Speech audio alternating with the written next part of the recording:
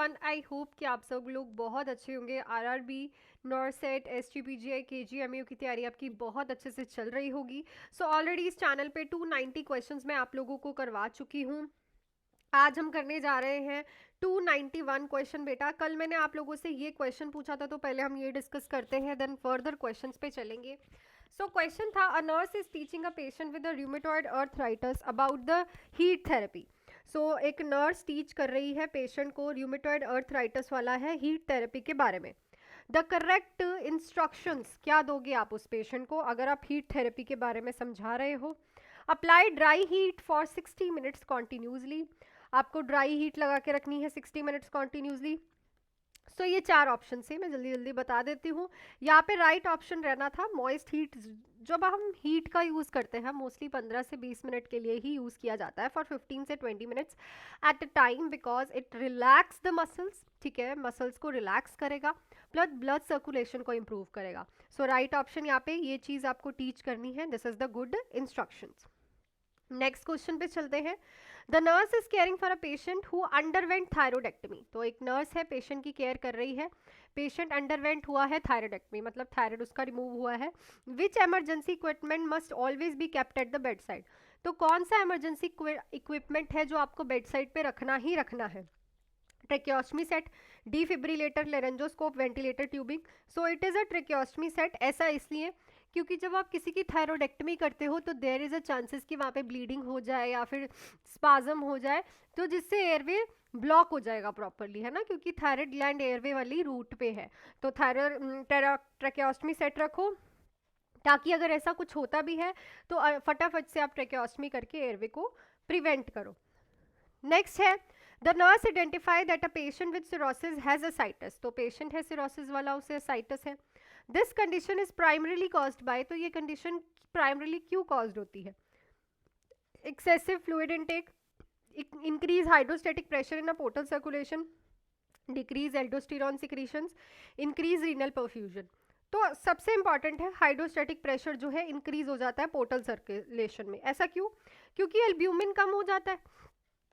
सो जब एल्ब्यूमिन कम होता है तो हाइड्रोस्टैटिक प्रेशर कम हो जाता है, ठीक है, सॉरी इंक्रीज हो जाता है, जिसकी वजह से जो फ्लूइड है वो वास्कुलर सिस्टम से निकल के कहाँ आता है? पेरिटोनियल कैविटी में,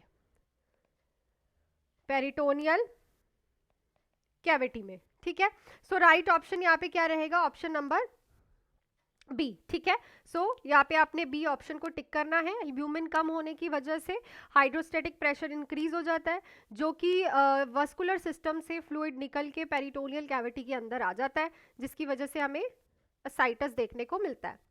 नेक्स्ट है, when caring for a patient with neutropenia. तो न्यूट्रोपीनिया वाले पेशेंट की आप केयर कर रहे हो। Which nursing intervention is important? Provide high protein diet, use strict hygiene and avoid infection exposure, encourage physical activity, administer antipyretic. तो strict hand hygiene and avoid करनी है आपको इन्फेक्शन प्रिकॉशन, क्योंकि न्यूट्रोपीनिया वाला जो पेशेंट होता है उसे हर टाइम रिस्क ऑफ इन्फेक्शन रहता है। Clear? So right option will be option number B. Next है, a nurse notes that a patient chest tube drainage has suddenly stop, the first action should be. तो chest tube drainage system जो है suddenly stop हो गया है, ठीक है, तो फर्स्ट एक्शन आपका क्या रहेगा? Milking the tube vigorously, check for kinking और dependent loop, replace the drainage system immediately, notify the physician. So obviously देखो, अगर एकदम से chest tube system drainage system बंद हो जाए, मुझे कोल्ड है, तो अगर आपको कोई चीज़ समझ ना आए तो प्लीज़ आप लोगों को नीचे कमेंट सेक्शन में लिख देना। तो आप क्या करोगे? मे बी किंकिंग और डिपेंडेंट लूप के लिए चेक करोगे। ये इसलिए होता है सडनली बिकॉज अगर बाई चांस पेशेंट की ट्यूब जो ट्विस्टेड हो या फिर कहीं से वो डिपेंडेंट लूप हो रखी हो, क्लियर, कहीं पे फंसी हो। नेक्स्ट पे चलते हैं। क्वेश्चन है, which sign indicate hypoglycemia in a diabetic patient. तो इनमें से कौन सा साइन बताएगा कि पेशेंट को हाइपोग्लाइसीमिया है?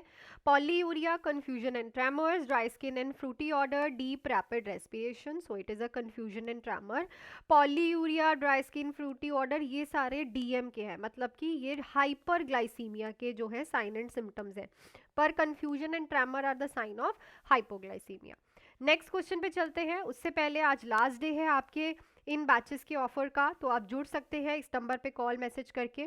फुल थ्योरी बैच है हमारे पास, live recorded MCQ classes, test series and non nursing classes. NORCET 10 की प्रिपरेशन हो, आरआरबी, एसजीपीजीआई या फिर सीएचओ या फिर पीजीआई। 4 मंथ्स का बैच आपका ओनली 2299 में, एंड 6 मंथ्स का बैच 3000 ओनली। आप लोग जुड़ सकते हो मेरे साथ, और ये आज लास्ट डे ऑफ ऑफर है, लास्ट डे है इन ऑफर्स का। And selections you can see, बच्चों के रिव्यूज़ यू कैन सी, और अगर आपको जुड़ना है तो आप मेरे साथ आके पढ़ सकते हो। सो नेक्स्ट क्वेश्चन पे हम लोग चलते हैं। During insertion of central venous catheter, the patient suddenly develops shortness of breath. Central venous catheter के insertion पे patient को shortness of breath हो रही है, chest pain है, tachycardia है। nurse क्या suspect करेगी? Catheter displacement, air embolism, pneumothorax, cardiac tamponade. So obviously this is the hallmark sign of air embolism. So सबसे पहले आपको position देनी होती है patient को, then आपको ऑक्सीजन देनी होती है। नेक्स्ट है a patient in a labour receiving oxytocin infusion. Level वाले पेशेंट को ऑक्सीटोसिन इन्फ्यूजन चल रहा है। The nurse observe uterine contraction lasting more than 90 seconds. भाई 90 सेकेंड से ज़्यादा, मतलब लंबी लंबी कॉन्ट्रैक्शंस आ रही हैं उसे, तो ये तो बहुत ज़्यादा है ना। हाइपरटॉनिक हो गया है यूट्रस, बहुत ज़्यादा कॉन्ट्रैक्ट कर रहा है। प्रायोरिटी एक्शन क्या रहेगा? Stop the infusion immediately, reposition the position patient to the lateral position, administer IV fluid rapidly, increase the oxytocin drip. तो यहाँ पे आप इन्फ्यूजन को बंद करो, बिकॉज ऑक्सीटोसिन जो है उसके लिए हाइपर सेंसिटिव हो गया है यूट्रस, और ज़्यादा कॉन्ट्रैक्शंस कर रहा है और लंबी लंबी कॉन्ट्रैक्शंस आ रही हैं। नेक्स्ट है which nursing action is most appropriate while collecting 24 hours urine specimen. So 24 घंटे का यूरिन स्पेसिमेन अगर आप कलेक्ट कर रहे हो तो कौन सा नर्सिंग एक्शन अप्रोप्रिएट है? Discard the last urine sample, keep the specimen at room temperature, discard the first urine and include all the urine thereafter, collect only the morning sample. तो जो पहला यूरिन होता है वो हमें जैसे 8 बजे से लेके आपको 8 बजे का यूरिन, नेक्स्ट डे के 8 बजे तक का यूरिन आपको कलेक्ट करना है। तो जो फर्स्ट यूरिन होगा 8 बजे का, वो आपको डिस्कार्ड करना है, क्योंकि वो जो यूरिन है वो 8 बजे से पहले बना हुआ है। हमें कौन सा यूरिन कलेक्ट करना है? जो 8 बजे के बाद बनेगा, ठीक है ना। तो फर्स्ट यूरिन जो है डिस्कार्ड किया जाता है। नेक्स्ट है the nurse observe that the patient IV infusion is not dripping properly. तो नर्स ऑब्जर्व करती है कि पेशेंट का आईवी इन्फ्यूजन में ड्रिपिंग प्रॉपरली नहीं हो रही है। First step should be reinsert a new IV line, flush the line with heparin, check for kink और air bubbles, obstruction in the tubing, increase the dip rate. तो right option यहाँ पे क्या रहेगा? Check for Kings, air bubbles and obstruction in the tubing. क्योंकि अगर dripping properly नहीं हो रही है तो सबसे पहले तो यही हो सकता है कि ट्यूब कहीं से ट्विस्ट हो गई हो, एयर बबल ना बना हो, या फिर कहीं से ऑब्स्ट्रक्टेड ना हो। क्लियर? चलो नेक्स्ट क्वेश्चन है the nurse is teaching a patient about self administration of insulin with statement shows correct understanding. तो अगर आप एक पेशेंट को इंसुलिन सेल्फ एडमिनिस्टर करना टीच कर रहे हो तो इसमें से कौन सी स्टेटमेंट करेक्ट अंडरस्टैंडिंग बताएगी? सो ये आपके पास 4 ऑप्शंस हैं, फटाफट से इनको रीड करके कमेंट सेक्शन में ज़रूर लिखना कि पेशेंट की कौन सी स्टेटमेंट करेक्ट अंडरस्टैंडिंग बताएगी। तो आई थिंक सारे क्वेश्चंस आपको क्लियर हो गए होंगे, and today is the last day for the offers for 4 months batch and for 6 months batch. So सारी क्लासेस आपको एश्योर्ड असिस्टेंस के साथ सब कुछ कंप्लीट मिलने वाला है, फुल पैकेज। तो आप लोग जुड़ सकते हो मेरे साथ। Till then do hard work, make your parents proud and all the best.